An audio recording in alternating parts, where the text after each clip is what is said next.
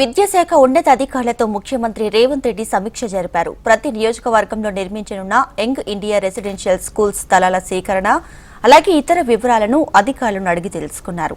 100 నియోజకవర్గాల్లో నిర్దేశిత గడువులోగా పనులు పూర్తి చేసేలా ప్రణాళికలు ఉండాలని సీఎం సూచించారు. ఇక నియోజకవర్గాల్లో స్థలాల కేటాయింపుల్లో పూర్తయిన వాటికి అనుమతులకు సంబంధించిన పనులను వేగంగా పూర్తి చేయాలని అధికారులను సీఎం ఆదేశించారు. అలాగే ప్రతిపాదిత స్థలాలు రెసిడెన్షియల్ స్కూల్స్ ఏర్పాటుకి అనువుగా ఉన్నాయో లేదో పరిశీలించాలని సూచించారు. ఒకవేళ అనువైన స్థలం లేని చోట ప్రత్యామ్నాయ స్థలాన్ని సేకరించాలని సూచించారు.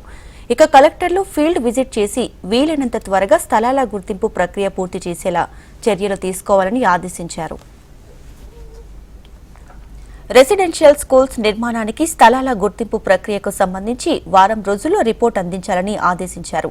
ఇప్పటికే స్థల సేకరణ జరిగిన నియోజకవర్గాల్లో యుద్ధ ప్రాతిపదికన పనులు మొదలుపెట్టేలా చర్యలు తీసుకోవాలని సీఎం రేవంత్ తెలిపారు. 2 ఏళ్లలో 105 నియోజకవర్గాల్లో అన్ని రకాల మౌలిక వసతులతో 100% పనులు పూర్తయ్యేలా చర్యలు తీసుకోవాలని సీఎం రేవంత్ ఆదేశించారు.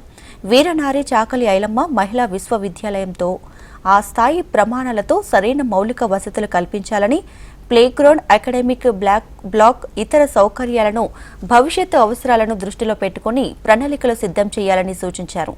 అలాగే యూనివర్సిటీ అభివృద్ధికి అవసరమైన నిధులు ఇచ్చేందుకు ప్రభుత్వం సిద్ధంగా ఉందని స్పష్టం చేశారు సీఎం రేవంత్.